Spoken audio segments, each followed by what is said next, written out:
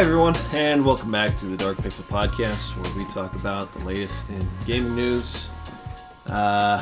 Today we got, this week was a little bit slower. You're Mike Brown. Fetch me. My name's Mike. And I'm Cason Sperry. And I'm Landon.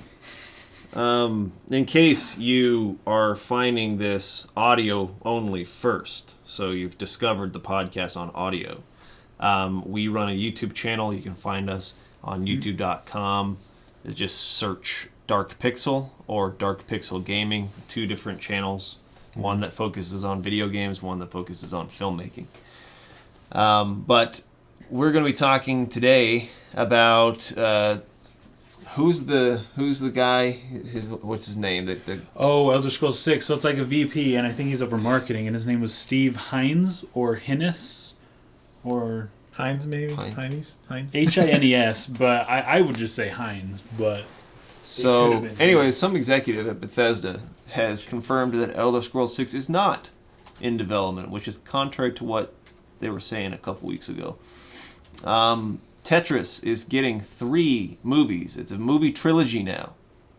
As if having one movie made wasn't ridiculous enough. yeah. The Nintendo NX apparently is getting high praise from developers who are finally getting their hands on prototypes. So we'll talk about that a little bit. And then we have some suggested topics from you guys. One of them was about the Wii U Gamepad and whether or not it was the right choice, whether or not it's a viable way of interacting with games, and which games used it correctly and which did not, what its potential was, that kind of thing. We got video game endings. What makes a good video game ending? And was Mass Effect 3's ending as bad as everyone claimed it was? Mm-hmm. Then we got good and bad open worlds. What do we think constitutes a good open world? How do you make them feel full of life and rather than just a big empty space? Man, each of these could be an entire podcast in and of themselves. Definitely. To start with Elder Scrolls 6, his name was Pete. Pete and Hines, that's what would say just Hines. They're American, right? So Hines would be Hines. Anyways, yeah, he's a vice president at Bethesda, and he does marketing specifically. And he tweeted out saying they are currently not working on Elder Scrolls 6. And people have taken it to be obviously they're working on it, but it's not in production. They're not developing it, right? Mm-hmm. So odds are the people who would currently be doing anything for it would just be writers or artists or concept things. They're not in production. And so that's interesting. The words he used were development, right? It's not in development. Is that what he said? I can't remember. Because it would be interesting if he said not in production or not in development, because I could see... They're a little different, yeah. We aren't working on. We are okay. We aren't working on the Elder Scrolls 6 at the moment, is what the tweet says. That is very That could have been like that very second that he typed it. He's like, "Oh, we're on a break. we're taking a lunch break. Yeah, we're not working on it right now." Most likely, it means this is not a thing that is currently slated for any time soon. That does sound very concrete. I do remember, and I'm terrible with names. I've always been terrible with names. I'm way better at remembering faces than names. Miyamoto. That's not the guy I'm thinking of. He's the guy who does all the presentations for Elder Scrolls. He's I don't know if he's a director or producer. Well, there is a director here in this article whose name is Todd Howard. Todd Howard's the guy. Todd Howard directed Skyrim. Todd Howard said... I read in an interview like a week ago, maybe, that they're looking to implement ideas that you just currently can't do in video games. And I believe that means VR.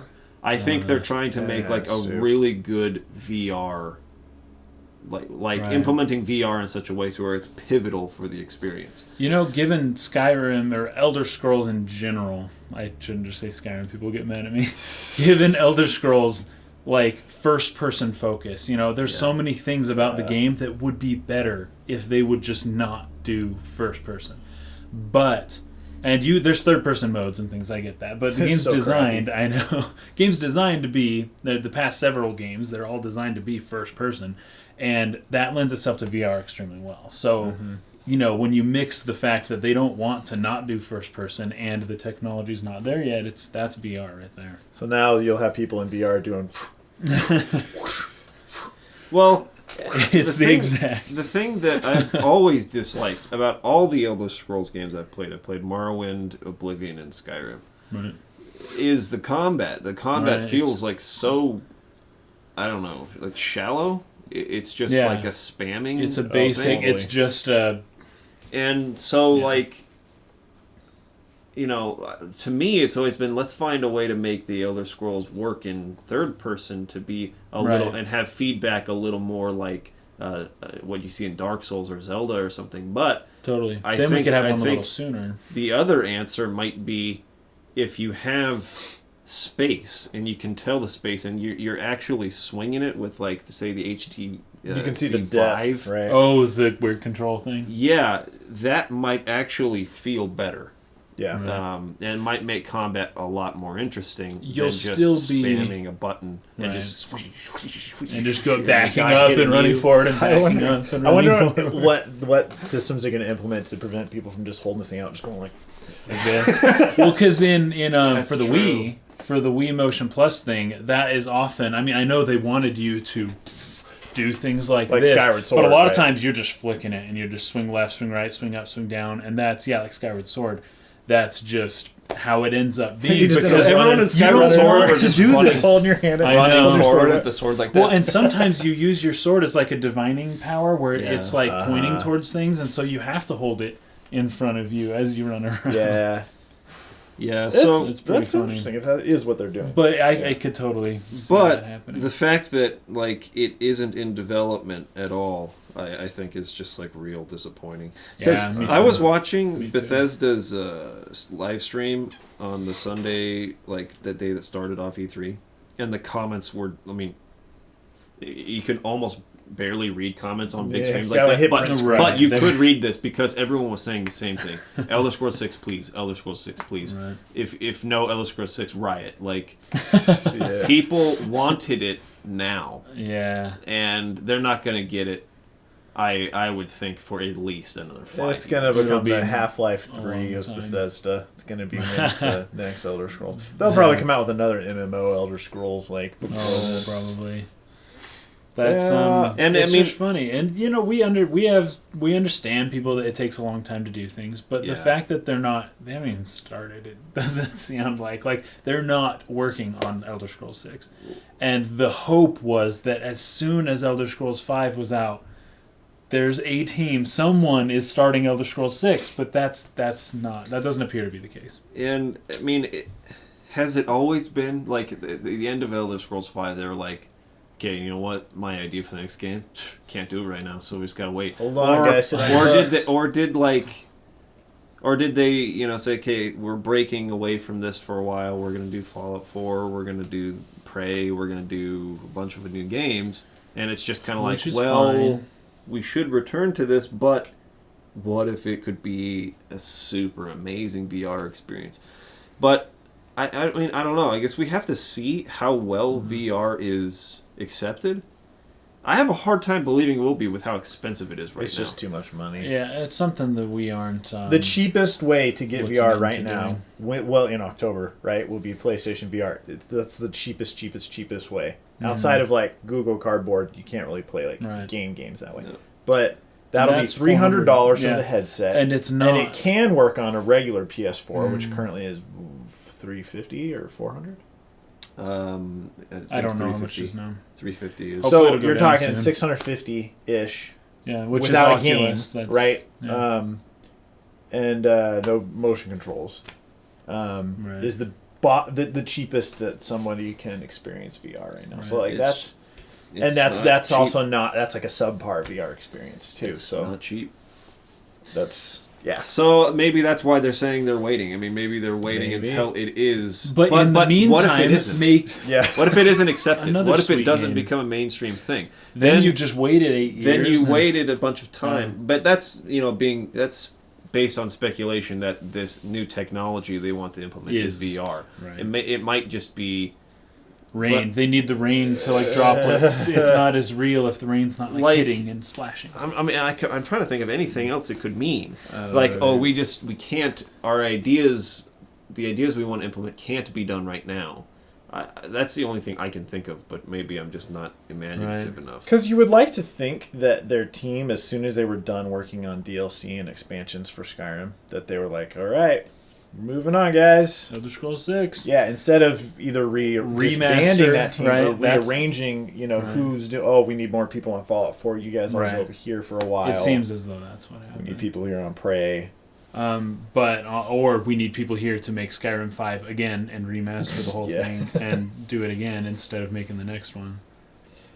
Yeah, that's disappointing, but I mean, I don't know. It should be awesome whenever it comes out. Right? Breath of the Wild, they're not rushing it for sure. Breath of the Wild will hold us over. There's definitely for other games time, to play in the meantime. There's too many other games to play. It's like they're doing us a favor. They're like, you guys, we get it. Your backlogs are crazy. I could see this being something that upset me when I was in high school, but at that time, we didn't get nearly as many games. Well, dude, high school's only 4 years. Think about it, though. I mean, if high school's 4 years and a game, takes more than high school to develop. Oh, geez. Yeah, like there would have been a Zelda game. That's your whole lifetime. If your high school was timed right, a Zelda game would not have come out in your high school. Let's see. I actually think that's true. I think that Wind Waker came out. No, because I was in high school in 2002. Wind Waker came out while I was in high school.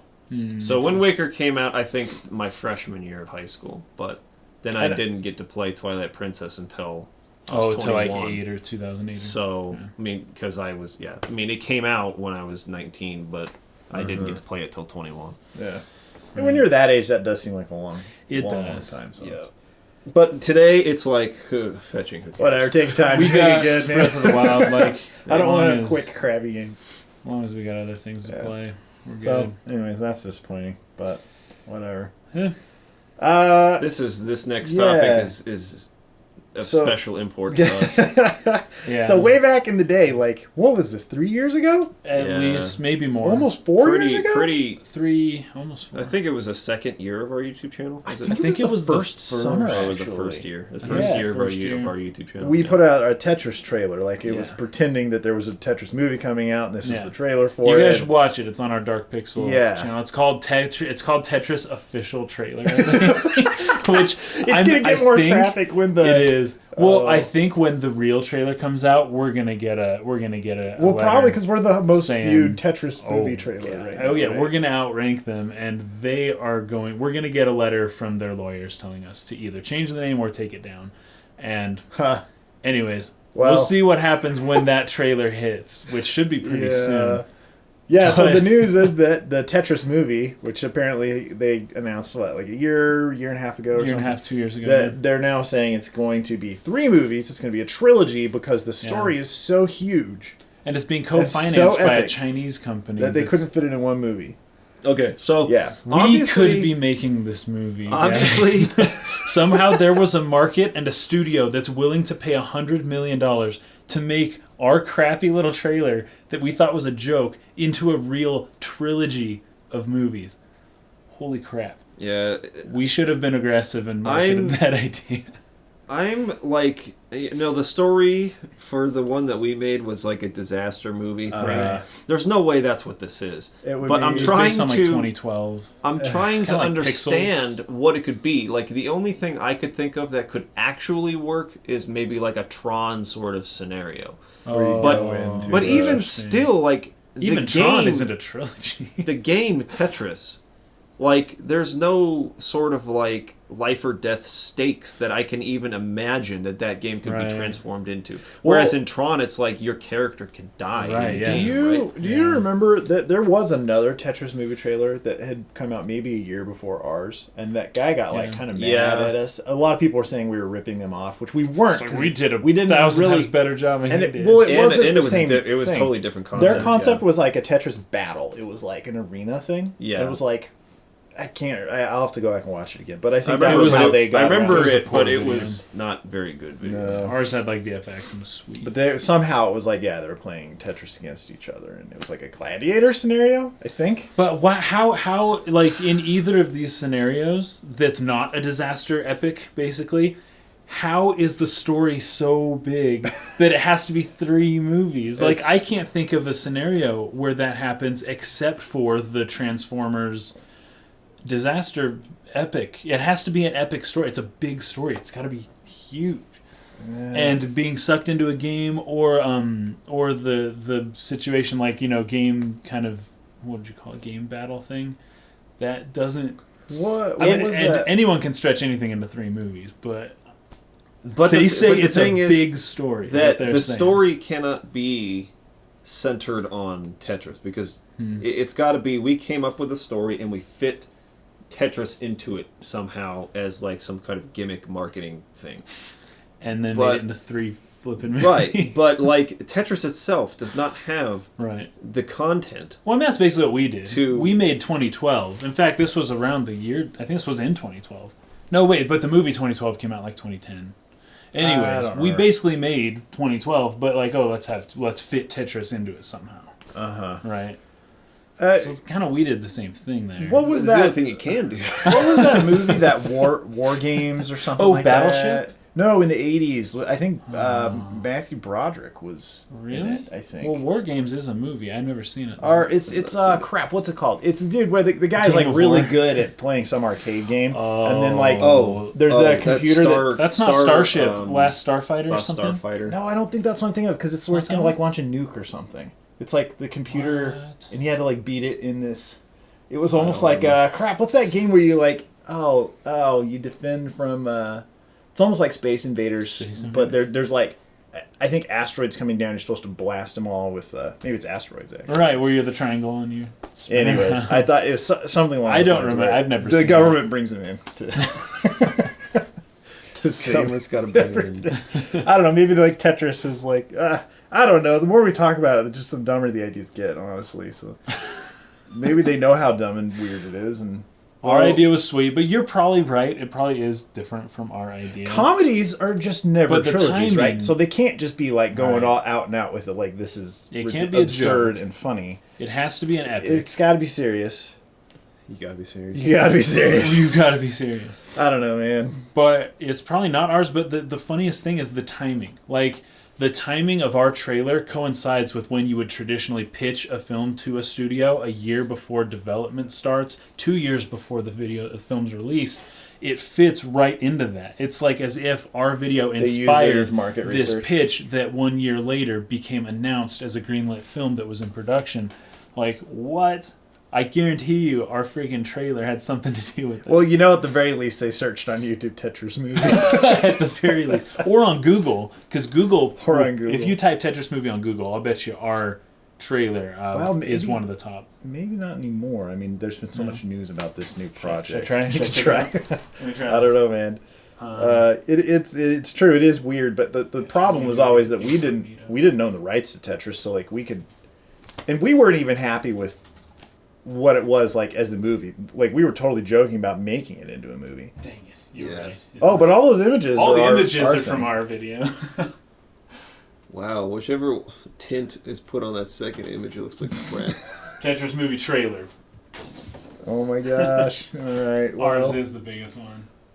So that's something to look out for. Yeah, if you guys haven't seen our trailer, go watch it. We'll see if it's anything close. We'll see if we can sue. Let me know if our movie can be a movie trilogy in your eyes. Trilogy. Because for us, that idea did not last longer than a 2.5 minute video. That was a 2-minute idea. That's such a gamble. Not a 3 movie. That's such a gamble. Like, the first movie getting bad reviews, you are screwed. Oh, totally. Like, I've heard Warcraft is supposed to be a trilogy and will likely eventually become a trilogy, but they just released video 1. They haven't done anything on 2 or 3 yet. Because they wanted to make sure that this one does well before they sink all the money into 2 and 3. Make sure that China will... China will see it. If China will save you, then we can make a trilogy. Oh, man. Tetris. Oh, dude. So that's stupid. They might make the 2 and 3 of Warcraft in Chinese. It might just be in This is totally Chinese. not That's even true. come We'll out get, in like, America. I wouldn't English even sub. I wouldn't even blame them if they did it. I wouldn't either. I mean, we didn't see Warcraft, but still. Yeah. Okay, so this next one, you said you saw some sources on it, so maybe you could let people know where you found it. But recently, there have been a few developers, like EA, has said they will support the NX, and there have been a couple others. I know that CD Projekt Red has seen the NX, and they said it's amazing, I think is the word, or they say it's going to be awesome, and they don't make 50 games a year the way EA does. Yeah. They make, one game every couple of years. But they didn't support the Wii U at all. They did not. They Right, that's important to know. They really like the NX, and that means maybe somewhere down the line. And then also just recently, Square Enix has come out saying, hey, we're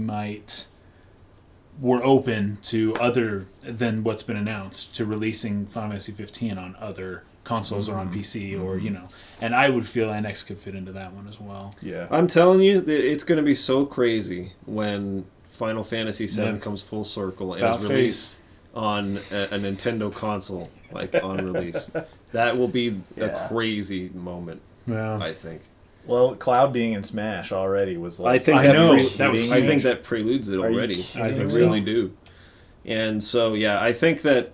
Well, I think that these sorts of things... I mean, it's too early to say. Like, I remember when the Wii U was still, like, in its rumor stage, and Ubisoft was talking about how much they loved it and that they were going to support it. To be fair, what Ubisoft did, probably the best job of handling They the Wii U. tried. They really tried. They did. gave it solid effort. And then you remember when they had that Rayman game that was like, or some game that was like done, but they were waiting to release it until there were more Wii U unit sales, and I don't even know what that was at this point, or if it ever did come out. Yeah, they probably put their team on something else. Yeah, well, there was also an interview with Miyamoto, like, yesterday or the day before, where he's basically saying, like, he's not going to comment on other consoles, but that the NX has something about it that's different. Right. Like, and he said specifically, if this was just an advance in graphics and tech, then we'd have announced it years ago. Yeah.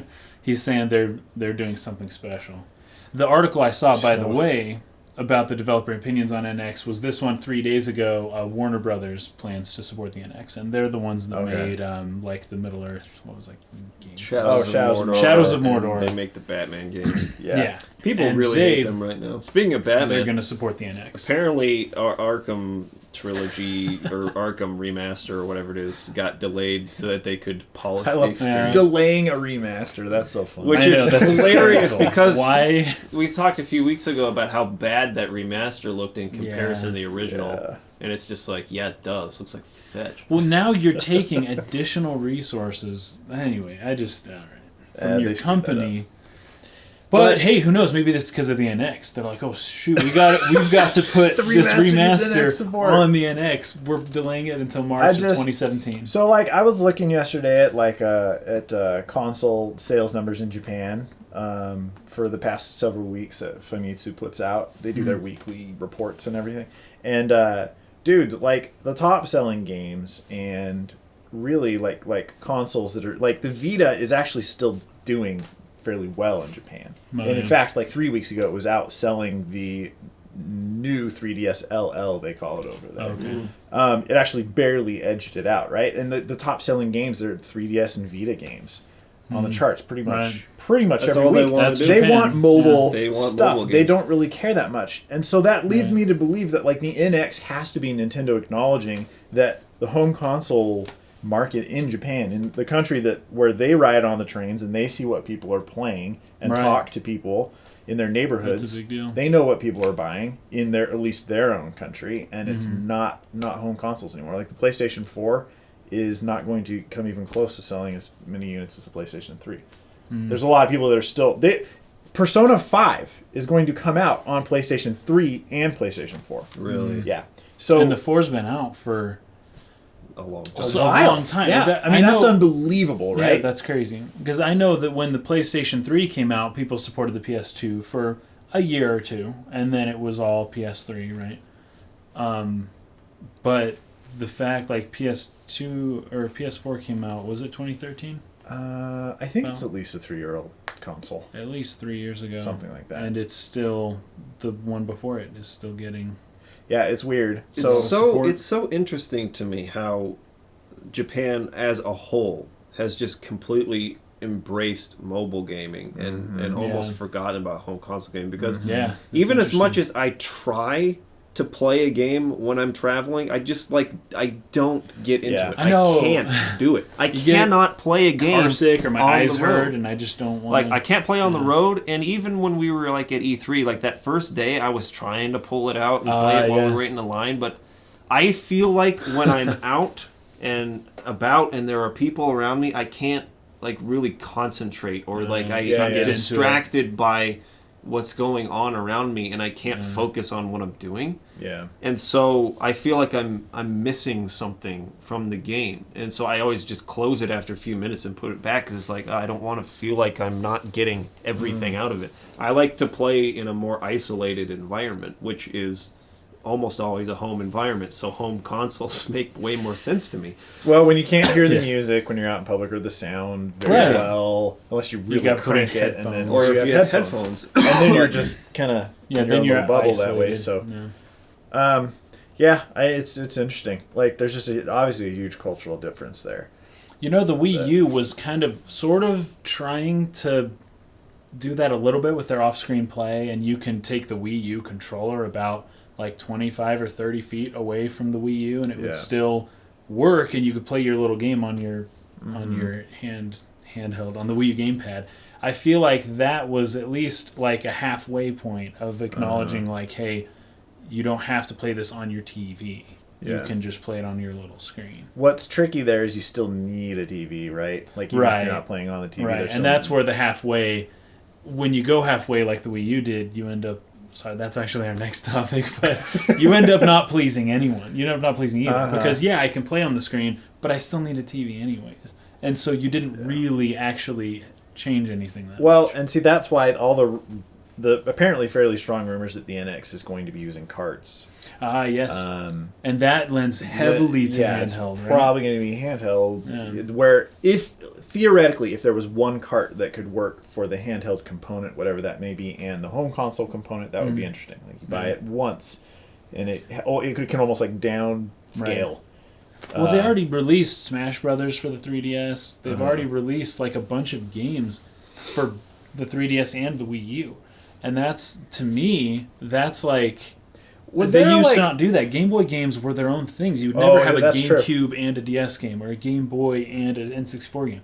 But now, the same game can be released on the handheld and console. That's true. They're definitely getting close. Was there a discount if you purchased the Wii U version and 3DS version of Smash? Did you purchase both, right? Yeah, I have both of them. Or it was just the DLC, wasn't it? It was you got Mewtwo for free. You could get Mewtwo for free, and you could get the soundtrack sent to you. Okay, so as a reward. A little incentive, but but honestly, if I were going to play that game at any point, I would always play the Wii U version. Yeah, me too. The 3DS version is fine, but I don't know. I'm not a portable game player. I'm really not. Me neither. And there are some games on it that I really loved, but I played it in the same setting that I just wished it had been on a bigger screen. Rather. I wish Chrono Trigger DS would be released on Wii U's what do you call it? Their eShop virtual console, so that I could play it with the two screens on the Wii U version rather than the DS version, right? I don't know. That's just me. I know a lot of people out there who are the opposite. It's I'm on the road all the time. I want to play games. But to me, it's the handheld gaming market is always a gimped version of what the game's potential could be. Right. Just so that you can take it with you. And when I take it with me, I can't concentrate on it anyways because I'm out doing something. So you may as well as well do the thing I'm out doing. Yeah. Not try and find time to squeak in this game that I'd rather just which this is actually interesting because I think that's why we don't see Microsoft working on a portable handheld. Yeah. Or any announcements, no intention to. They don't care. In the United States, it's just not cultural concern. People have enough room in their homes or wherever they live, and they don't take public transportation enough or whatever. Just in Japan, from what I saw, people spend most of their time outside of their home, most of the day. Like, you're there to maybe eat something or, like, go to sleep, maybe study or whatever, but you're going to be somewhere else most of the day. You're going to be at a cafe, you're going to be at a park, you're going to be riding a train somewhere, and that's just very different from, like, day-to-day life in the United States. I think that has to explain most of the difference there. I wonder if there's also a stigma here about video games that doesn't exist there, maybe. Like, old people read manga in Japan. Yeah. But if an old person was reading, like, fetching comics, it would be weird. Over here. Yeah. I always kind of feel that way, too. Like, if I'm out in public somewhere and a 30-year-old man is playing a DS, that it feels like, what are you doing? What went wrong, man? Aren't you supposed to be why are you playing video games? No, that's true. I think that as much as that has diminished, I think, and as much as, like, our generation is becoming the working force and it's, like, normal to play games, and that will continue to become more normal, I think there's still some sense that, like, you just don't see people out in public playing video games. It's not totally accepted. You mean on their phones, maybe? Like some stupid game? And dude, I remember the first time when Angry Birds first became, like, a big thing. And I remember I got on some flight, I don't know where, probably flying to Denver, and I passed this dude, I was sitting behind him, and he had his phone out, and he was playing Angry Birds, and it blew me away. At the time, and which is weird to say now, because that wouldn't be so weird now. But at the time, it was like, this was an old guy. He was like 50-something. Sorry to all the 50-year-olds out there. 60-year-olds. But, not typical gaming generation. And I was like, this dude is playing a video game on the... Like, I couldn't wrap my brain around it. It was so weird to me. So something about having a mobile phone that was like, no, I'm all business. No, I got time to kill, but I'm still all business. Right? You gotta have both. Where the main purpose for iPads in all the marketing surveys is gaming, to play games, right? So, like, you have it for business, but then you just play games. But so you're paying free whatever an iPad costs, $600-something to play games. You're buying, like, the most expensive gaming console you could possibly buy. So you've got great aunts, all these people that would never buy a gaming handheld playing video games. I think there's something about the handheld aspect to it, that's like, people have attached that as like it's a child's toy. Yeah. You go to Toys R Us to buy that, Yes. I went to the Apple store, right? And you keep your kids quiet in the car by putting a video game in their hands. And it's the problem Pixar... I don't think this is actually a problem for Pixar, but I think there are some people that refuse to see certain Pixar movies on the grounds that this is a kid's movie. Oh, it's too childish. When it's like, just because it is something that is enjoyed by children does not necessarily mean, if we're drawing a Venn diagram here, does not necessarily mean that an adult could not enjoy it as much, maybe even more. As I watch some older movies I liked as a kid, I start realizing, like, oh my gosh, there were these jokes that I didn't get as a kid. Right. Yeah. This movie's actually funnier as an adult. That are really whenever I go back home and, like, Steve's kids are watching a movie or whatever, I almost always feel that way. It's like, I watched this movie probably 700 times when I was a kid, and I never knew what that meant. Right? I never understood the context here and like how that actually is more of a social commentary or something like that. But like Fern Gully. Yeah. Fern Gully, the bad guy, the goopy bad guy thing's name is Texas. Or Hexus. Is it Hexus? Hexus, but it sounds like Texas. And it's an environmental film, and at the time, that's when Al Gore was saying that over George Bush's house there was a hole in the ozone, which is not true. Wait, was that? I thought Fern Gully came out in like it was early 90s. Yeah, Al Gore was vice president in the 90s, and he was pushing over George... Oh, I get what you're saying, because he was governor of Texas. Not when the loose change thing, that came later. Okay. But yeah, I'm talking the 90s. Anyways, it's just funny to look at that and be like, whoa, this movie is clearly about environmental concerns. And as a kid, I was like, I just want to surf on a leaf and like snowboard down vines and do all that cool stuff. Batty's hilarious. Yeah, Batty was such a beast. Batty the fruit bat, because he eats fruit. He doesn't eat meat, or he doesn't suck blood. Oh man. Well, long story short, handhelds aren't totally accepted in the U.S. for some reason. They are in Japan, totally. and I think that's leaning more towards why the NX will be probably focusing mostly on the handheld. Going Yeah. with what Mike had said is that the handhelds are often like gimped versions, and I have a similar perspective on that too. Well, dude, the resolution of the 3DS is like it's like 400 or something. Is it that low? It's real. It's like I've heard it's even lower on the touchpad. It's like 360. It's like somewhere between 360 and 240. Yeah, it's like in between. It's pretty low. But I have a similar like opinion on that, and so when I hear, oh, the NX will be a handheld and a console, I'm thinking, well, least common denominator. You can't make a game for if it's supposed to be both, then it's going to be a gimped version of both. And to me, I have some reservation when I think about that. I'm hoping, unless there's some crazy new technology that enables a tiny little handheld to really do what a PS4 Neo can do, I'm thinking, well, dang, they're just gimping the console now, right? Yeah. That's my that lends thought. to the That's what I'm rumors. thinking. Rumors about it being only like 9-something p resolution. Oh, it's not quite. It's not quite full HD, and that would make sense if it were like this has got to look the same on the controller that I can take with me as it does on TV at home.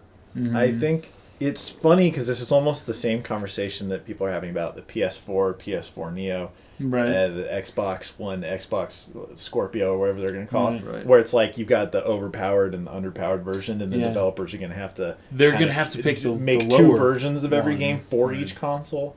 Yeah. Right. And that might be Nintendo's case too. They might be doing the same thing on like just maybe a lower powered level. Right. Like you still need two versions. You need your home version and the mobile version. I hope not, man. Which is interesting, I but hope not. We'll see. We'll see in September what it's all about. Okay. We'll probably talk about this so this much leads more. in So very many more well. I know. We podcasts can go between in. now and then. this leads very well to the Wii U Gamepad discussion, which was suggested by somebody. Oh, fetch. I always forget to look up the names. Actually, I have it who here. you are. I have it here. Oh, you got it? All right, cool. I've got it pulled up here. Katie's, I can't get the thought of eating an avocado out of my head. It's like so good. I'm just tasting it. I've had one a day for the past like 4 days. Oh, no, and I'm tasting it. Dude, it's so good. It's just like, yeah. I've stopped. I used to salt. Really, I used to mash avocado and you put don't salt. need to. Just no, smash it up and eat it. I'm just Avocados, like boom straight. I taste never like, did that. They taste like egg to me. Really? If you eat an Okay. avocado and you really think about it, it Yeah. freaking tastes like an egg. I Like, can see that. They yeah. use it as an egg replacement in a lot of vegan recipes. Really? Really? It's Is avocado. avocado? it tastes the same, dude. It really does. Maybe It's that's so what good. I'm like. Dude, I was tasting. at Winco the other day and I was like, oh man, I need to get some avocados. This was suggested by Jay Cross. J. Cross. J. Cross. Cool. Was suggested. Anyways, by they were Jay Cross. expensive. I was like, Oh screw right. that. I'm not But getting at Smith's they're $1.50. I know, right? I need to get this one. Okay, J. Cross. So, J. Wii U Cross, Gamepad. Wii U Gamepad. So, what was the direction there? Did he have anything? So what he wrote. Because we have a lot to say about the gamepad. What he wrote was, fetch. There it is. The Wii U Gamepad, was Nintendo wrong with the Wii U Gamepad? How many games actually used it correctly? What about Splatoon or Mario Maker? Are they enough to justify it? Okay, well you named the two that used it correctly. Yeah, I know. Well, and Splatoon, Mario Maker. Zombie that U. for me, it's like, okay, now I understand why this exists. Was Mario Maker? Yeah. But that's just one game. That's one. They game. should have had a Mario a Maker for every kind of game.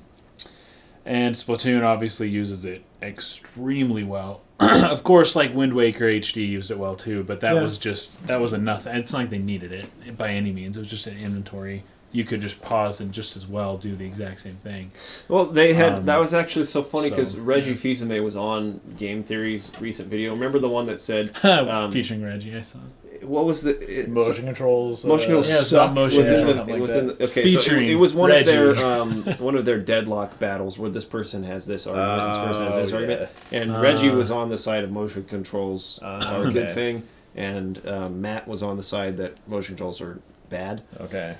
So they were kind of back and forth, but what he said specifically, Reggie, in that video was that, like, imagine playing Mario Maker with just a regular controller. Like, do you with really a want mouse, to do that? You gotta go click and then bring it. And it's like, yeah, it's definitely more convenient to have a touch interface for that specific idea. Yes. That's one idea. Where is better. Probably one of the best games that I've played It is. ever. It's still selling really well for the console, but Yeah, it sold millions, but it's true. It's one game. Did you spend $400 on a Wii U so that you could play? And then $60 on Mario Maker. You know, people 50. call the PS Vita Just to play their that? Persona 4 golden machine. And you call the Wii U the Mario Maker machine. Is the only reason Honestly, you though, buy I mean, it. though, Splatoon 2, though. I think Nintendo was misled by the success of the DS, because the DS, it's like, oh, cool, the dual screen worked. One of them's a touch screen in the middle of the controls. Let's just do that as a home console. Let's make it a console. And that's a good idea. The problem is you can't. You can treat the DS as almost one big screen. Right, and a lot of cutscenes use both. I've noticed and you can see, like, you don't have to move your eyes that far to see. When you're playing with a gamepad, there's a depth difference. I know, you're like looking down. You don't comfortably hold a control high enough. Normally, at least I don't. To be able to look usually it's them. lower. But you're also refocusing. Like, exactly. Yes, that's true. And that creates eye fatigue. Just a split second of time it takes to refocus means you can't just glance down. Like Smash Brothers, it's a head looking at your turn health more than an eye. Yeah. And here's the other problem I have with touchscreen interfaces in general for video games. If my hands rest on the buttons, and if the control scheme requires me to take my hand away from that, grab a thing, and interact with it, it better be so much more convenient to do whatever I have to do this way than this way. That I'm like, yes, I want to do this. I mean, that's why when I play even RPGs like Chrono Trigger or where they have the touchscreen where you could technically like select all of your attacks and do it all with this. It's like, but why? I could just boom. It takes 1 second. In that case, less the than 1 second. gameplay focus is on that. Like, your characters are up there, but you can't. Your movements are just controlling that screen, the bottom screen, right? Versus the top and the bottom. I think an example where it works well, like what you're saying, is Wind Waker HD.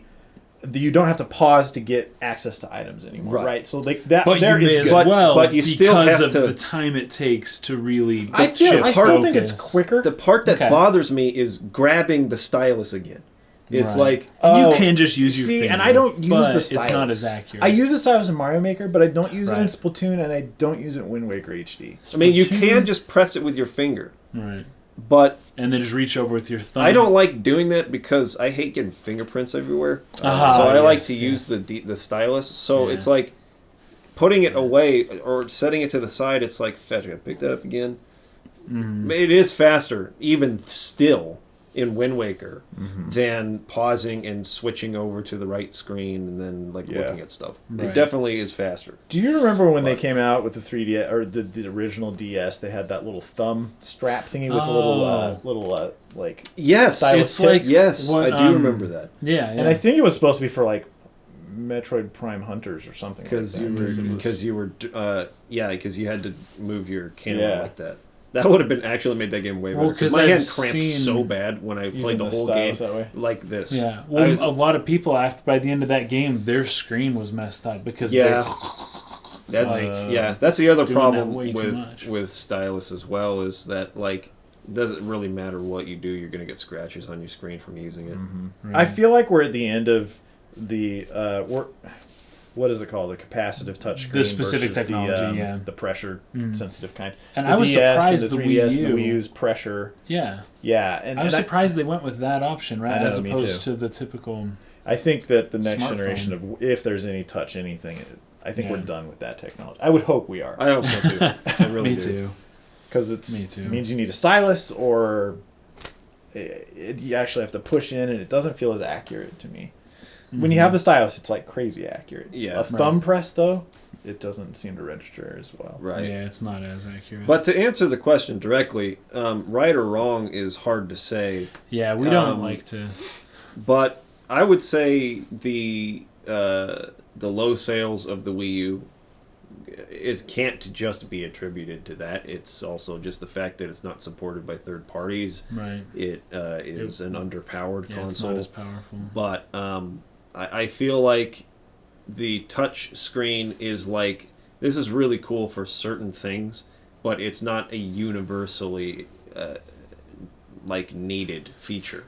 Right. And so if you're playing Ninja Gaiden, what the fetch do you need a touchscreen for. Like in action games, it's totally unnecessary.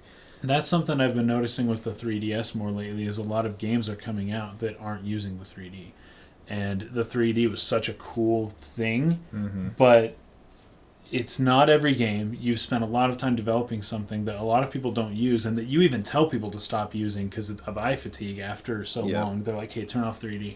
And there's this whole like extra processor of the 3DS that is only supposed to handle 3D that isn't being used. And just like with the Wii U Gamepad, like for certain games, yeah, it works, but Nintendo kind of... And the 3DS obviously has done way better than the Wii U, but they kind of hurt themselves by adding all this stuff that most games don't even use. I think that the most important thing in gaming right now with like modern audiences is allowing people to have choices about how they interact with something. You should not ever say, nope, this is how you're going to play it. You're going to play it with this control scheme, with this controller. I think having as many options as possible out of the box is going to make it an experience that everyone can enjoy. There are so many people who just do not want to fetch at all with motion controls. They don't want it in any capacity. So instead of saying, sorry, a huge number of you who are interested in Star Fox, you have to play it with motion controls, is a bad idea. Right. That's not a statement about motion controls in that game being bad or good. I came to understand them and actually kind of enjoy them. But there are so many people who just, no deal if I have to do that, that it's important to give the player the choice. Right. And so Splatoon gives the choice, and I was going to say, go with motion I'm controls. surprised that they didn't allow for that option in Star Fox, because I know, me too. Splatoon does allow for you to not use motion controls at all. And that's why that game is so much more well accepted. Here's the thing with Splatoon, though. I started out not using motion controls. Yeah, me too. Yeah, I wasn't using them, and I was having a really hard time, actually. And then I'm reading up online, man, I'm sucking at Splatoon. What is this? And everyone's like, turn on motion controls. You'll hate it for like the first week. But you will get so good. And then I'm reading all these people that are like, yeah, I play PC shooters all the time. I can't stand console shooters. The only console shooter I can play is Splatoon because I can be pinpoint accurate with the motion controls. If you use the stick, the auto aim is like a necessary evil that comes into play in those Call of Duty games on console. It's a fetching shame that there were not more first-person shooters on the Wii U. I know, especially given the... I would have played first-person shooters on the Wii U because, and I've said this, I don't even know how many times, across the channel, the freaking gyro controls on those Legend of Zelda remakes made me a beast at being able to shoot stuff. Like, I was so accurate. I never missed. I would blow through those mini-games and get, like, the piece of heart or whatever the best prize was, just bam, bam, bam. I'm right now, I'm not going to talk about why. We're doing something really cool on the channel in August. But I'm playing through the N64 version of Ocarina of Time, trying to like aim the slingshot with the fetching stick. And it's just like, oh my gosh, this is so it's always stupid. It's like... and then it's like you're next to it. You're like an inch away from it. And you miss you got it, and then you move over and you're way too far the other way now. Yeah, and with the Zelda games on 3DS, it was just like I was just so much better at shooting. And if they had first-person shooters, like say a Metroid game on the 3DS, or not 3DS, the Wii U, like I would have really enjoyed that. I would really enjoy playing a first-person shooter. And these guys know I don't like first-person shooters. I would really enjoy playing a first-person shooter if I was aiming by looking down the scope on the screen and firing like that. I would like it a lot. Talking about the gamepad failure or not or whatever on part of Nintendo, I think that the real problem is how the third parties handle the technology. It was the problem with the Wii. It was the problem with the Wii U. One of the big problems with the Wii U. Because everyone was porting. Although that initial batch of games, we're launching with so many games. They were all ports of games that had been out for a long time already. Right. So you got the sense that it was like, oh, all these games.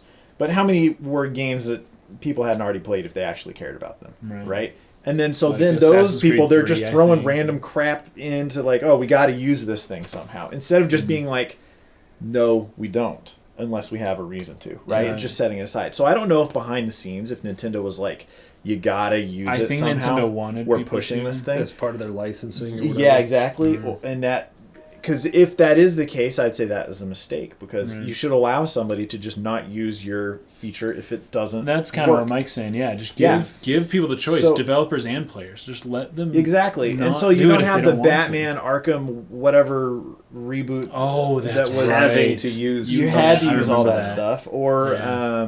what was there? There was Mass Effect 3. There was I think Assassin's Creed 3. I forgot Mass Effect 3 was on Wii U. Yeah. What a waste. What a total waste of time. Yeah, so it's anyways, I think that hopefully whatever it is with the NX that makes it unique, they would still give developers the option of just making what they were Right. comfortable with making. And it appears that they will. What I've been reading up about, like how it's easy to develop for the NX, Yeah. and how companies are, somebody thought that it was based on Android because of how easy it was to port really? things over. And apparently, it's not, but it's like similar. And it would seem as though that is the way they're going. They're like, we'll make it easier for you guys to make stuff. for us. That's the instead other, of being great. such a the other stickler. most important thing. Yeah. First most important thing, choice for the player. Second most important thing, ease for the developers to use your technology.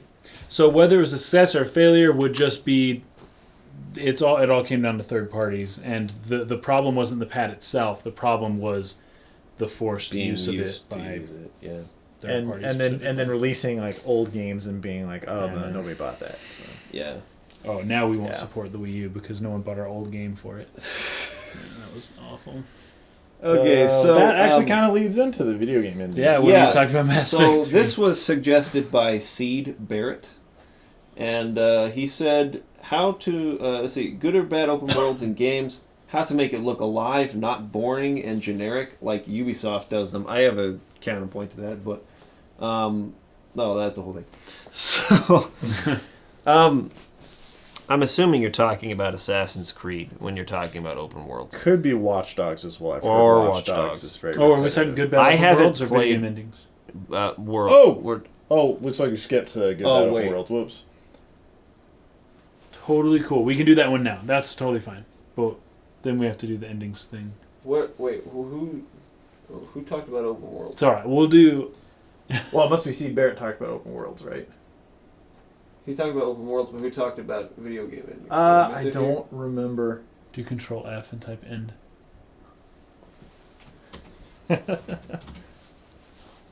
Oh, that was HD Baird. Okay. Let's do that one first. Sorry. Okay. Video game endings. HD Baird. Video game endings. HD Baird was the one who suggested this topic, and he said, "What constitutes a good video game ending as opposed to other mediums, and whether or not Mass Effect 3 ending was that bad." I imagine the internet getting mad at you if you say no. Okay, I'm gonna say it. I don't think Mass Effect 3 ending was that bad. Now, I didn't play Mass Effect 3 until after their patch, where they released like the extended endings. Mm-hmm. So I played it and finished it with the extended endings, but they honestly aren't that much different than the original ending. And I don't know why it didn't bother me. Maybe it was because the outcry had already happened and everyone was talking about how horrible it was, and I was expecting it to So be the bar like was low. the absolute worst thing of all time, and I was like, it's pretty normal to me. But I think what most people were upset about was that the illusion of choice became so much more obvious at the end. Yeah. But to me, all along, I knew it was an illusion. Right. Well, you know, you got to connect. Well, because multiple otherwise they'd had to have games. written 50 endings and Yeah, I knew the whole time that my choices were very They're cosmetic. and superficial differences, because it's just too difficult to really have like true consequence to choices for players, and make them so dynamic and unique that it feels really like my choice is affecting the story. We haven't gotten to a place in video games where that kind of complexity is possible. And I saw through that illusion from the very beginning. Right. It's like, oh, this character will be here or not is the real consequence.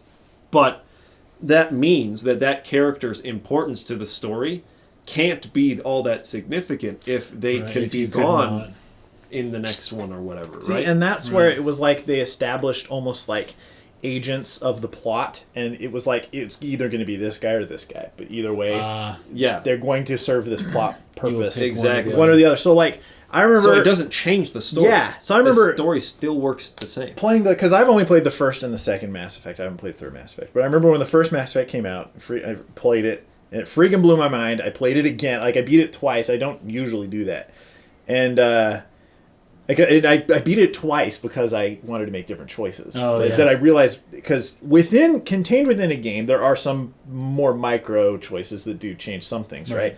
This person you wanted to keep alive, and you didn't know you had to build up freaking Paragon for like the very beginning to save this person. Yeah, stuff like that. But I remember getting to the end, and I don't want to get too spoilery. It's kind of weird not getting spoilery about the first game in like a trilogy when we're talking about the third game. But you know, there's a choice you make at the very end of the first Mass Effect, and it feels like a very big choice. And when that game ends, it feels like you made a huge choice. And then you get into Mass Effect 2, and you realize very quickly that it's like, it didn't actually matter at all. Right. And that was that is when I first got the hint that was like, that's how they're going to make this work. Yeah. Yeah. It didn't actually matter. And that's just the reality of how complex real choice would be.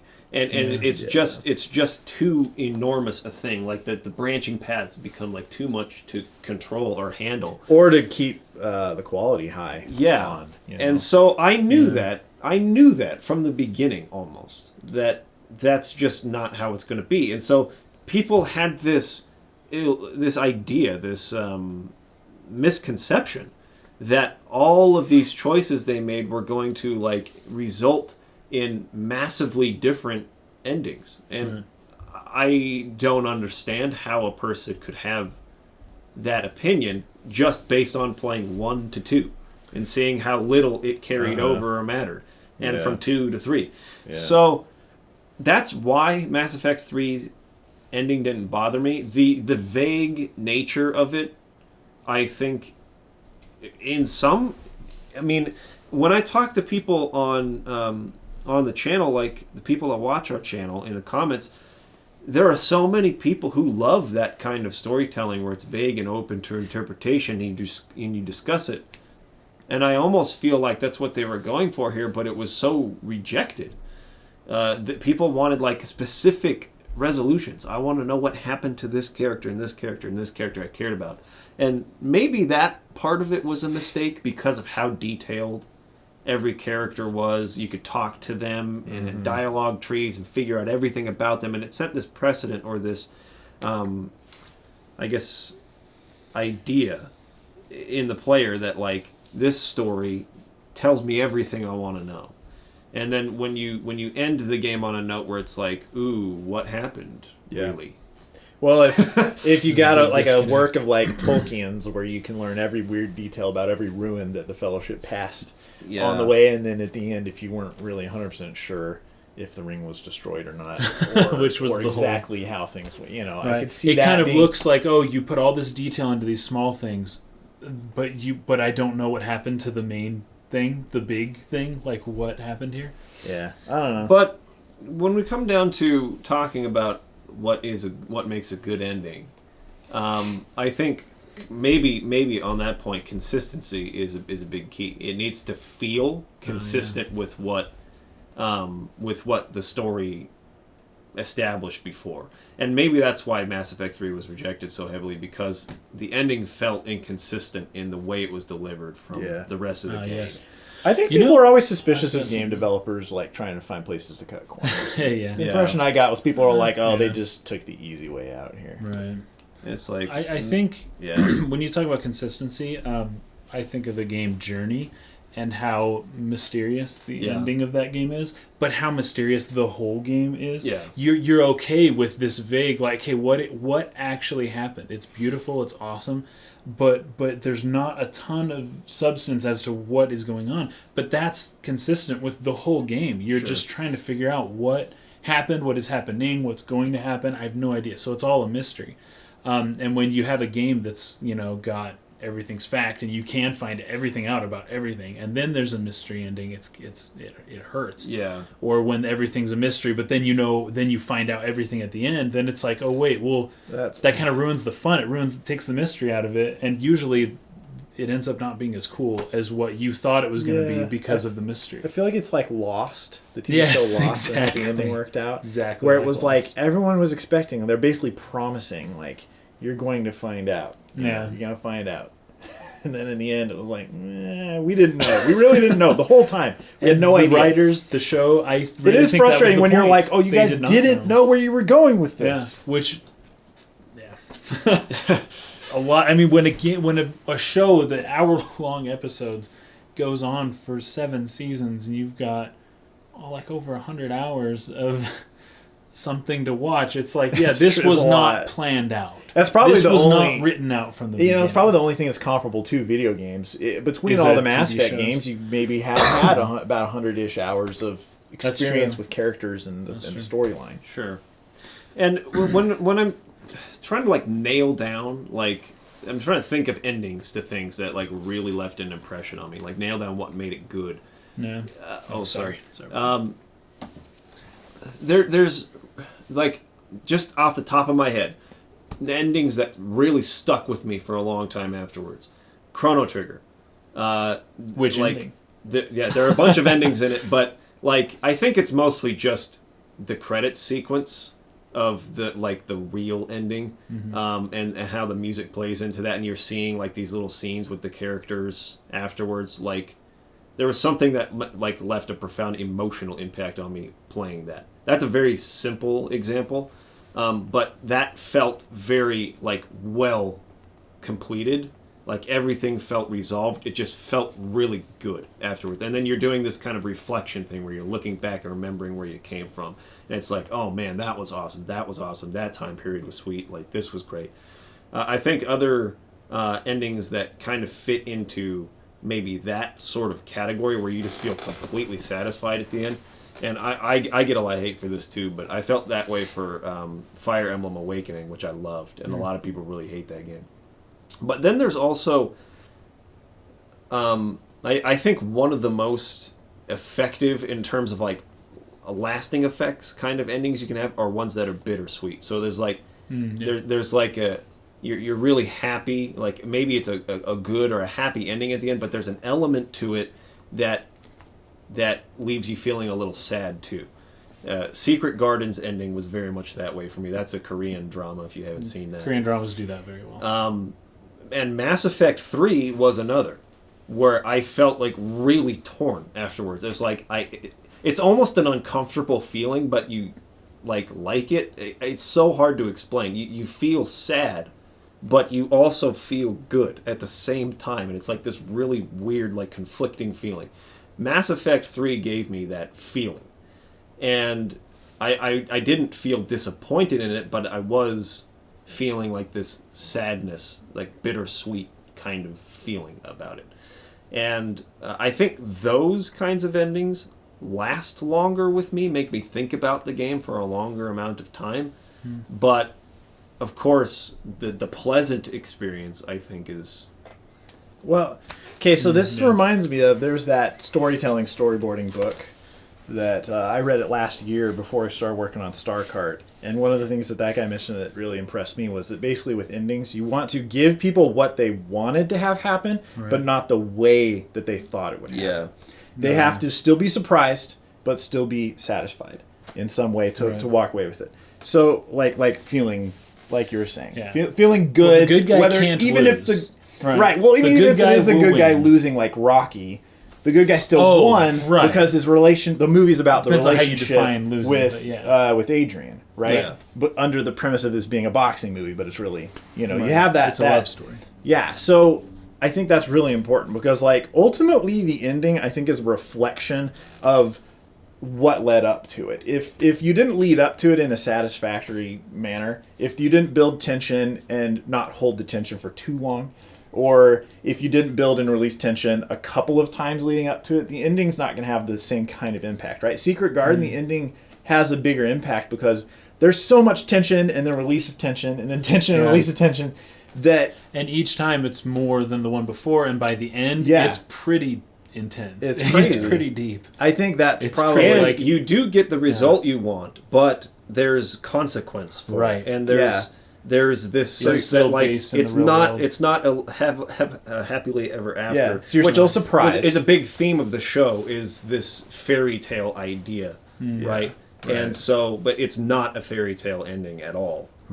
Despite the fact that these characters are like playing with the idea of living in a fairy tale world, even if temporarily, just because they're infatuated or whatever. Yeah, right. But that's not the real. That's not what really happens. Ending, And so delivering what you want, because everyone imagines. That's why we have fairy tales. Fairy tales are nice to imagine, like this wonderful result happening to you, and you're just happy forever. But that's not life. Life is full of conflict.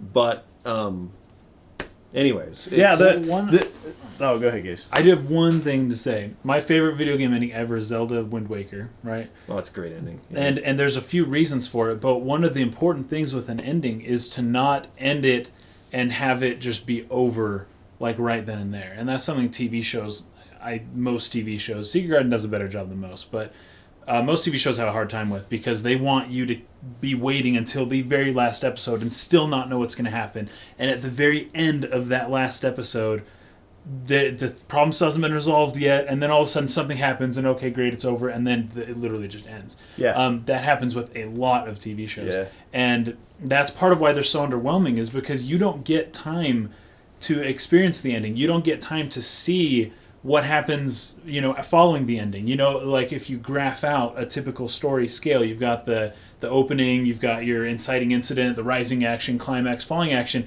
but then the resolution. And when you chart that out, you need that. You can't just have the climax and then ending. And then bam. You need the falling action. Things need to settle down a bit, and then you need to see the resolution.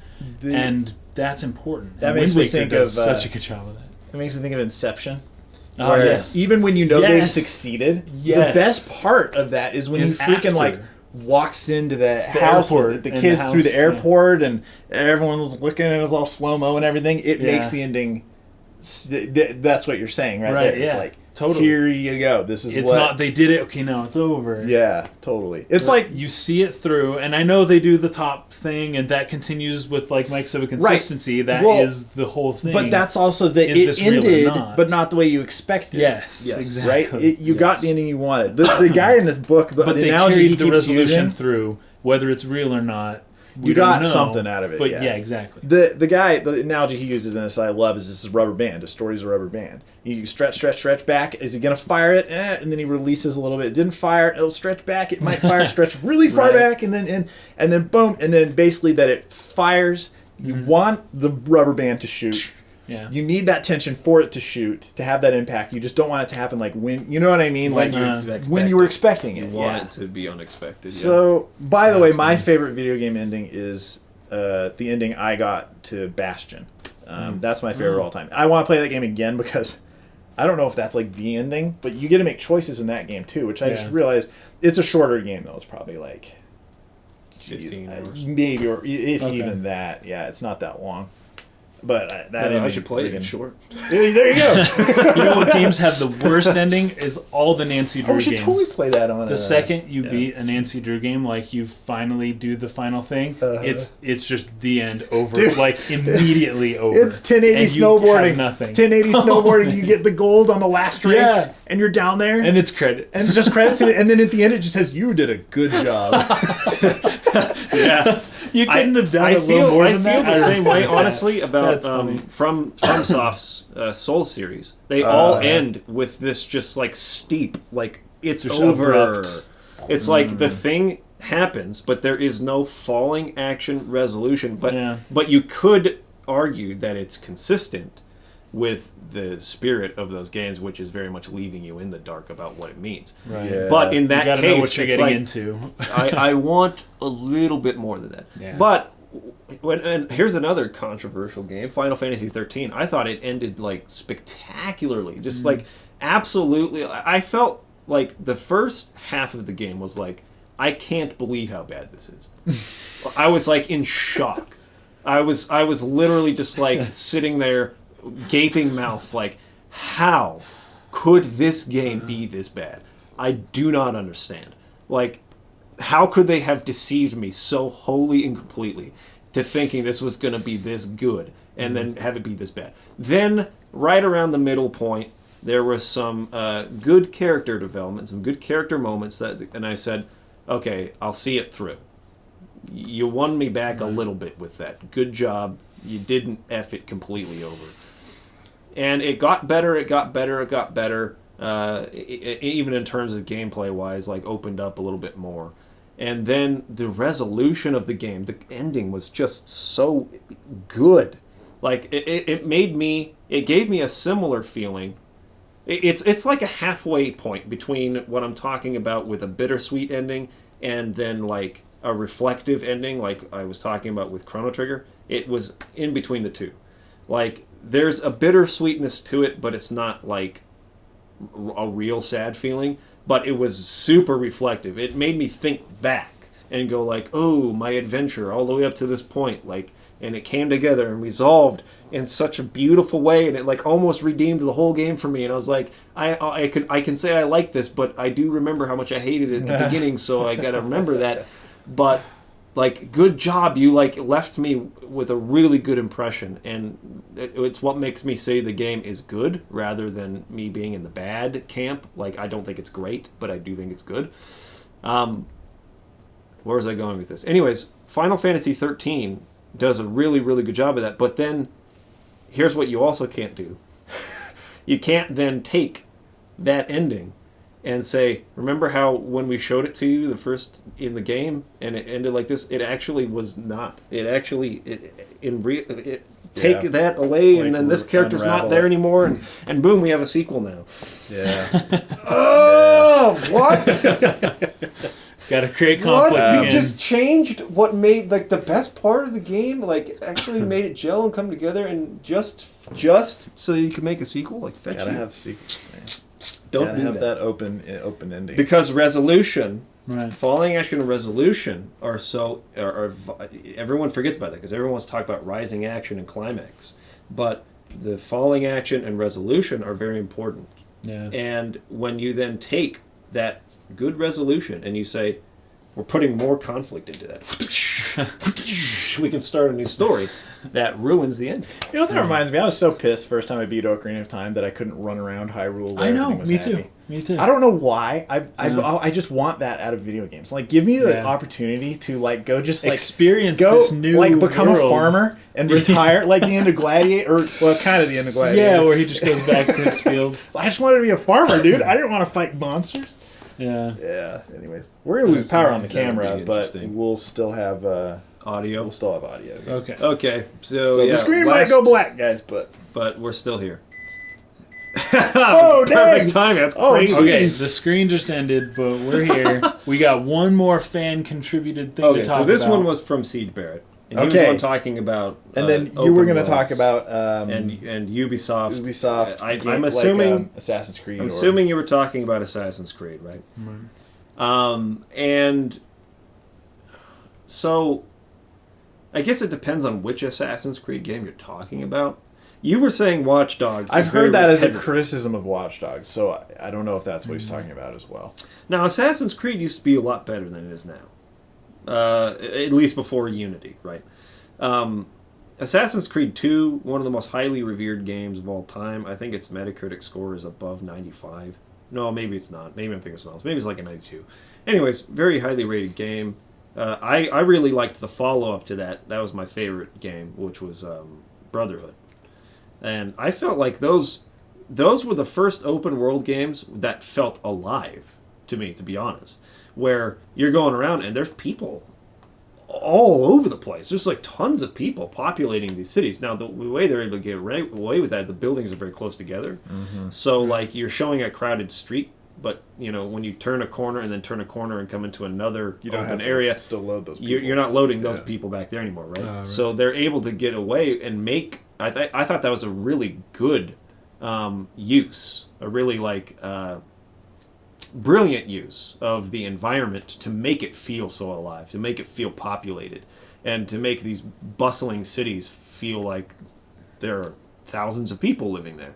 Skyrim, as a direct counter to that, feels so dead and empty in its town environments. Yeah. Well, especially because they try and set up wars. And it's Yeah. like, okay, and then the Great Battle of Whiterun, which is one of the most important cities in Skyrim, and there's like freaking a dozen people. There's there. like nobody. Yeah. And yeah, like every town, I think the most populated town in Skyrim is probably either Solitude, is that what it's called? In the Northwest. The Northwest, Yeah. or the one where the I know which one. the rebels. Winterhaven? Winterhold? Winterhold. Winterhold and Solitude are probably the two most populated cities in Skyrim, but if you're talking strictly by population count, they couldn't even be considered towns. No. It's like, why'd you build all like, this stuff It's here? like a family. village. It's a village. Or even, Well, when you're in Winterhold and there's like that mystery about like who killed this guy, it's like there's 8 people. you know, Yeah. and it's like Investigate the 20 people here and find out who it was. You know, and I don't know what the answer is for Skyrim because Skyrim's world is so huge and there's so many things in it, but you have to take there's a ceiling for this stuff, and you have to make choices about what you populate your world with. Because there's so many different kinds of monsters and things to fight out in the wild, you probably can't have... But does Skyrim load everything? I see. That was At supposedly once? the problem with the PlayStation 3 was why they were having those frame drop issues. They're trying to remember remembering- everything yeah. you've done. Every armor you've that's dropped. right. Every Each book, save file becomes everything really you've changed. Yeah, your save files become gigantic. You in go Skyrim. back to that, and it's supposed to be left exactly how it was. So, to me, that's not worth sacrificing making a big, sprawling city. Like, I'm never going to sit here and be like, oh man, I lost immersion because I went back to that dungeon and freaking like that sword that I dropped in there, it wasn't there anymore. That's this game. Yeah. To me, that doesn't matter. What matters to me is making the narrative experience when you're going around and There's talking still, to people, like making it feel like a real world. You know? there's still such a trade-off right now. I think we're still in this era with video games where you have to pick, and I feel like with Skyrim they definitely chose, we want this seamless single open thing, and the trade-off there, I guess, is probably the number of people that can live in these towns or whatever. It's just weird when you're in Whiterun and a guy's like, do you ever go to the Cloud District? What am I saying? Of course you don't. But it's like, it's up those stairs right there. It's literally 30 feet away. It's 30 feet to my left is the Cloud District, and there's like 3 or 4 houses in it. Yeah, it's like, okay. And it's like, good job, you belong to the elite class of like 10 people. Like, this is a smaller settlement than, like, Jamestown, one of the original colonies in, like, the New World. You know what I mean? It's like, oh, man, like, the birth rate in Skyrim must be abysmal because there's just no people. So to bring it back to Assassin's Creed, I would way rather create an open world game based on an Assassin's Creed city setting where it feels like it's populated than Skyrim's, where it feels like it's like, I mean, maybe what, like 200 people in all of Skyrim? Yeah. Maybe 200 total population in the entire country. And every guard has the same voice. Yeah. And every guard, I think in Assassin's Creed, one of the things that they're doing there is like, you're not necessarily able to like interact in a meaningful way with all the NPCs. Right. I think that's how they keep it from getting overwhelming, right? Like, who you should be talking to. Yeah. So when you see a crowd of like 30, 40 people, you're not like, fetch. I got to talk to all these NPCs and find out what they know about the rumors. And you don't talk to anybody. They just are. Yeah, they're just there. Just like in real life, if you were in a crowd at the mall, that's you're what not real like, life hey is, guys, right? Hey guys. Right. If you go to the mall in real life, you're not going to have every person stop by and personally be like, "Hey, have you heard the princess? Have you ever made it up to the freaking Vans store? Oh, what am I talking? What am I saying? Of course not. Like, people don't go out of their way to talk to you. Yeah. Right. And I think video games like are self-indulgent in that way. They make the player like the center focus of every single universe. Person and living thing in the entire thing has to look at you and interact with you in some way. It's like, no, People don't give a fetch about me when I go out. They don't care. Well, that's the difference between creating a character that fits the world or creating a world to fit the character. Yeah, and a true, like a good open world is one where things are happening whether you're there or not. Totally. You know, things, you're a part of the world, but when the world seems like part of you, like everything's happening just for you and or everyone nothing just wants happens to talk to unless you do or it. nothing, exactly. Then that's where the illusion of an open world comes in, and then it's like it's so obvious. And Skyrim having only 20 people, obviously if there's 100 people in town, they just deleted the ones you can't talk to, and here's the 20 that you can, and just pretend there's more people. And that's just not because obviously a country of 200 people is like laughable. Oh jeez. But anyways, and I feel that's where like Legend of Zelda Breath of the Wild is doing a very good job as far as open world stuff goes, in terms of like you're just going around. I mean, we didn't even experience much of the story, but you're just going around and there are things to do, but you're just kind of in the world, and it doesn't seem like. Certain parts of it do seem like it's made for you, like the shrines and things. We're only we're waiting for the hero to come and solve this shrine. That's a little bit more like the world's tailored to your character. But the rest of the open world stuff, I feel like I really agree with you, though, is that the world should be built in such a way where it's not made for the character, but the character is made for the world. I feel like that's a Tolkien philosophy. Yeah, the world revolves, it works, it functions, it does what it does, despite you being there. And I've never seen a game pull that off completely the correct way. Right. There are, like often games, like open world games, will say, "Hey, meet me by this place at like midnight tonight." And you can wait like however long you fetching want, and the guy will still be there, waiting for you when you go. You know what I mean? Right. You'll just have to wait till midnight on a different day and then go there, but like he will be there waiting for you, no matter even if you took like 3 in-game months to finally go there, he's still waiting at midnight for you to like show up. Whereas a real person would be like, fetch. He's not coming. He's not coming. Screw that guy. I'm never talking to him again.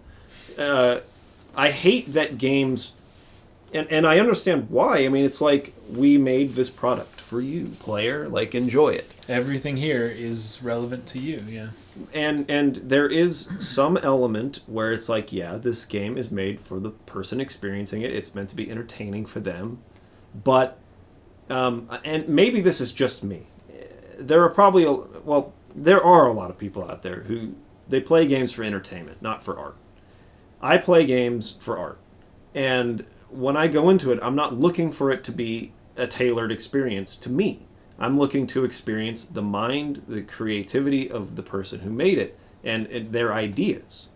See, and that's where marketing and sales dictate more of the experience, I think, than necessarily. Because which is obviously there's artistic experiences, but they're not like, they don't sell well, right? And so like you need to justify the budget of your game, and so that's why you get like BioShock Infinite. The cover of the box art is the brown-haired, stubbly bro with the gun. Right, because people will buy that, right? Because they see that and they will buy it looks like Uncharted. It looks like Uncharted's protagonist or all the generic action video game protagonists. It's like there's that weird crossroads there, where it's like, what will people buy on a large enough scale to justify the budget we would need to make this game? Yeah, but imagine a world. This is Peter. Imagine an open world game where when a character says, "This thing is going down at this time," and you don't show up, and they do it without you.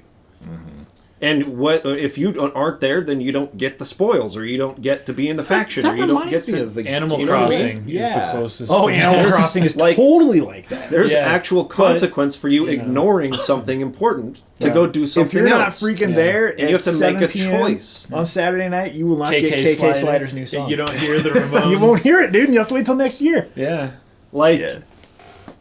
That I could see being a scary thing for a developer to do, being like, oh, but we're going to frustrate our player. They're going to be mad. Because then you program things that they don't even see. They should have, if they wanted to participate in this thing, like in real life, you have to be at the place on time. You have to take responsibility for your actions in the game. You can't just... And that's where I think Fable 3 really failed, was that it presented this that exact conundrum.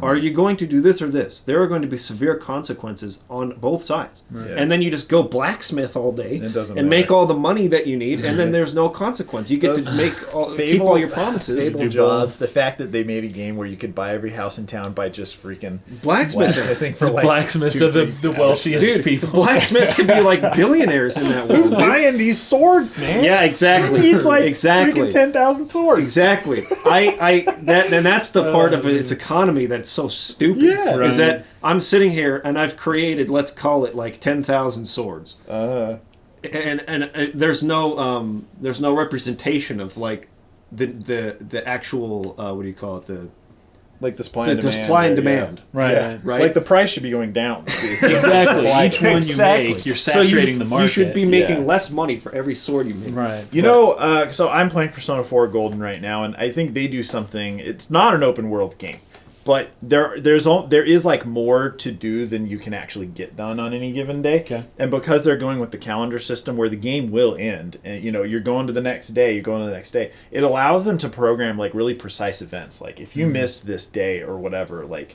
that was that second Tuesday of June, and like there was something happening that day or whatever. You play the game again, and that will happen on that day again. I think that's one maybe solution. You constrain the time. So that so maybe make it a month thing or a couple months or something, and every few months these things do happen again. Yeah, like what one of the funniest things about Skyrim is that they even bother to tell you what month or day it is. Yeah. It doesn't matter. It doesn't matter at all. It doesn't matter. But let's say imagine a game where it matters. You only had 1 year.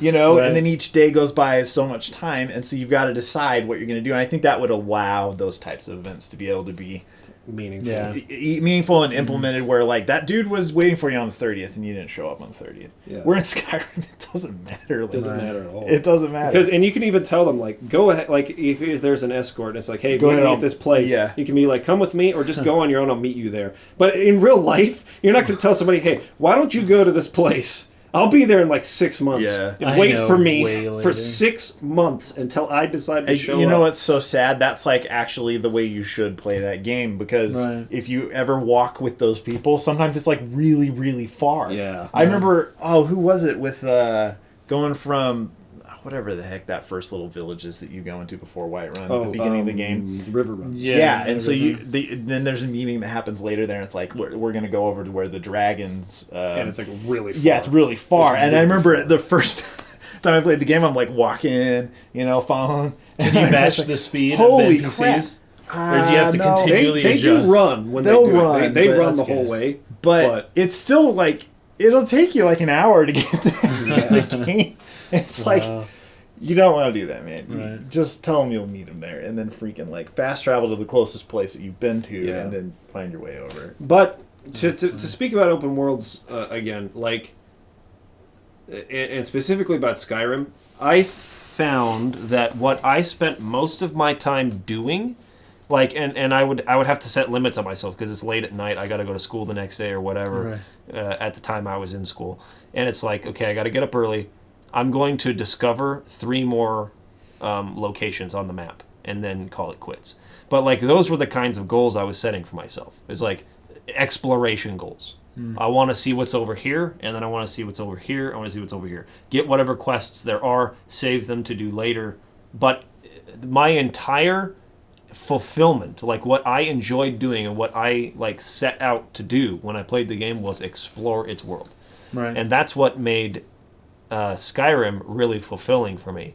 I liked the story. A lot of people don't like the story in the game, but I did, and I liked all the lore. I liked reading the books and learning about the world, and it all comes down to discovering world and lore. That's what I loved about the Elder Scrolls. I hated combat. In Dark Souls, it's almost the total opposite, which is so funny to me because people love the lore, and I do too. For what it is, and I enjoy it a lot, but I play that game to fight. I don't play that game to explore, per se. And so I almost want just like the two to like become one. I want the the world building style and the narrative delivery of Skyrim or the Elder Scrolls just series in general to meet the combat of Dark Souls, and that would be a perfect game to me.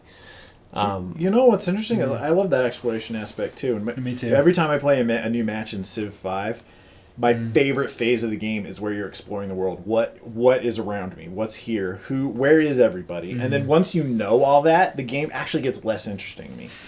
Like there's tons more stuff that happens after that point, but like my favorite part is like, all right, where have I started? Like what's near me? I'm sending out expedition parties to like explore stuff. Yeah, there's just something about cool. exploration. I feel the same way. In fact, one of the I think that the idea of like building a world first and then putting someone in it is like the absolute best way to go about doing the open world thing. And I feel like that's what Tolkien did when he wrote his Lord of the Rings books, that he kind of figured the world built out. the world first. And then he's like, hey, now let's take hobbits who are totally insignificant. Let's put them in this crazy world.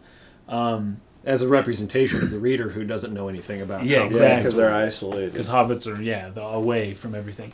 And so that's part of why, like, when I hear about these Middle-earth games coming out or new movies or whatever, I'm always like, man, I just want to go see the places. I just want to go to Middle-earth and just go around and just, like, run around and just, like, be in it. So funny. I don't really want to follow the quest of the Fellowship the way that all the games end up having you do. Or What's so funny is that the games always get that wrong. I know. They always single time. make the world revolve around the player. 100%. And Shadows of Mordor and you're is the a most great important example. person. It's and like the whole world rests on you, and it's like and that's not what makes Lord of the Rings world interesting at all.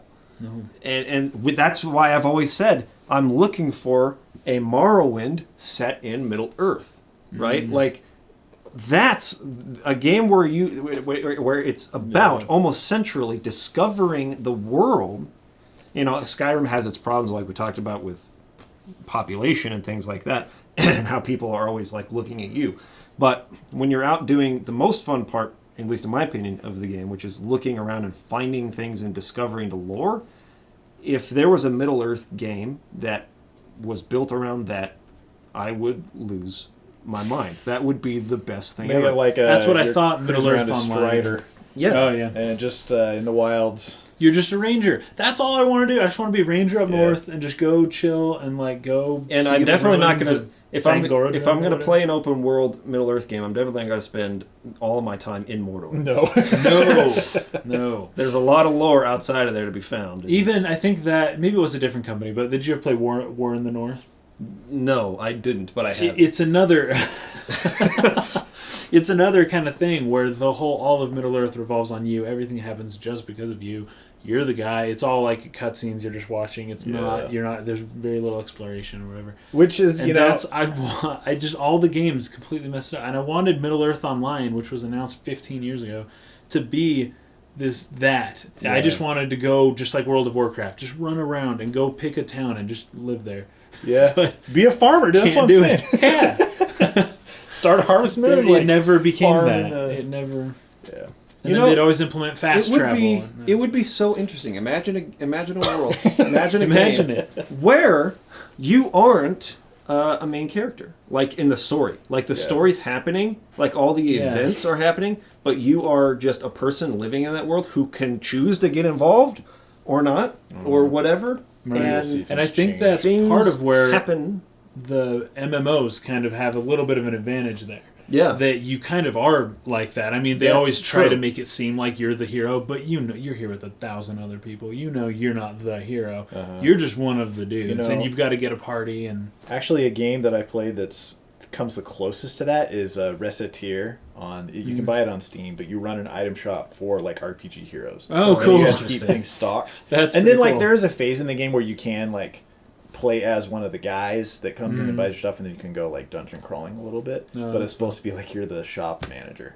That's crazy. For those That's a really interesting idea. Yeah. That is interesting. This almost reminds me of Crystal Chronicles: My Life as King. Oh yeah. Where, I mean, you are really important. You're the king, but you're not the one one going out and solving these quests. Yeah. And you're that just game kind didn't of get the so support. dang repetitive. I know, in the last half. The first 100 days are the most addicting game of all time, and then it just seriously, day 101, it's like I'm so finished. I'm with done this. with this. Well, that's part of what we talk about, good and bad of open worlds. I mean, I played True Crime Streets of LA, which was one of the first open world games I ever played, where you can go anywhere and do whatever you want. Yeah. To you know, and commit true crimes. And commit true crimes.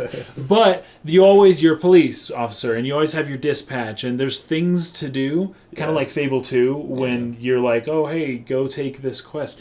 But it's always like, oh, somebody's speeding, go stop them, and then beat them up and arrest them. Yeah. But it's always the same things to do. And after a while, you get to realize, like, oh, man, like another bank robbery, another guy driving recklessly, another... And it's the same... It's in different places, but it's the same things that keep happening. And I used to get a kick out of it. I just go around and solve crimes and arrest people. But after you do the same things over and over, it loses its flavor. The first Mass Effect, when you explore planets and then you go on the planet and then you find the bunker on the planet. It's so and you go in the cool bunker. because you're like, holy crap! Like the first couple times, it's like it's crazy. Yeah. You start realizing, what the fetch? I've been in this before. I've been in the same exact building. Yeah, it's the same, and flown from the moon on Earth to some place across the galaxy. Yeah. The same exact building. Yeah. Oh, everyone's dead here for some reason. Also, the same company built this building, and that's tough. I mean, that's just there's a limit on what you can pack into a game. Yeah, but those resources. As that increases, I hope we see worlds built. It does help. That exist without you, and that you can participate or not. Versus probably AI is going to take a big part. Oh, get an AI to do. If you can get AI to have a world that moves and is believable without having to program every single thing, that's going to be crazy. It is true because AI currently takes a lot of CPU resources from games. They always have to balance that out. It's what I see happening though, and I know a lot of as new resources, as new consoles and PCs get better, and everything happens. Games do get bigger. There's definitely way more open worlds now than there were like 10 years ago. But I feel like a lot of those resources go to other things. Yeah. And I want them to go to this thing. But they're like, okay, it's better now. Our characters can have 10,000 polygons instead of just 2. Animations and now we can do this and this and this. Where it's like, hey, if you just kept the same like graphics scheme from Skyrim and then put those improvements into the populating the world and all this. But actually, that would be a remarkable difference if they had in the remastered increased populations of towns. And maybe they did. I doubt it, but that would be sweet. Put the resources there. But what they always end up doing is, oh no, we have to have God rays, and we have to put particles everywhere, and we have to increase everyone's polygon count. Because humans are so way visual, higher than you know, and people make quick judgments on games. Like Mighty Number 9, a lot of it was a visual problem. Oh, yes. I mean, that's not the only problem that game has. But it looked bad. Humans rely on sight so much. Mm-hmm. And that's where, as resources do get better and increase, so many of them are going to be used to perpetuate the games we're already having instead of to create these crazy things that we're capable of doing now. If I had a game company, could do that now, I'd be researching and developing AI so hard. Yeah. Because that's honestly the answer to a lot of the problems that games have right now in terms of like dialogue trees, choice and consequence, having worlds feel complex and vivid and alive. It all comes down to you have a team of 100 people working on this. There's still an upper limit to what they can complete in a certain amount of time. Yeah.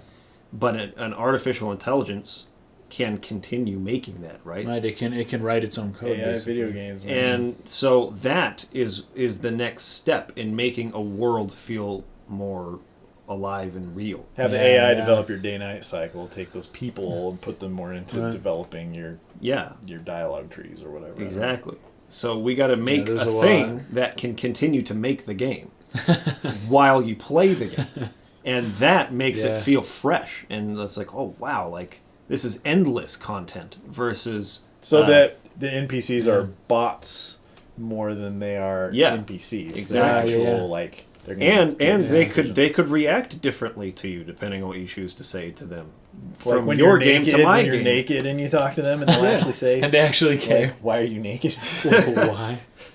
So yeah, I mean, I think that honestly is the answer to making open world games feel like go to the next level is Yeah, artificial I agree. intelligence. I agree. But who knows? And also just the creativity of designing a world first yeah. before you make your character, and then Because, you know, and I know we're winding down here, but like Wind Waker, the small village populations in Wind Waker is more acceptable. Oh, to totally. me The world because of the constitutes it. Yeah, Yeah. it's just true. It all meshes together. When you go for the realism aspect, is where it's like this isn't. yeah, right. like you want me to Yeah. believe all this? All right. Yeah. So, well, dang. There We it can is. talk about these About- topics yeah, for a yeah. very long time. Holy crap. Suggest more topics for next week, and we'll see when we can work them in. Thanks for Yeah. watching. Let us know what you guys think about all this stuff, and we will see you again. Well, we don't see Well. you now.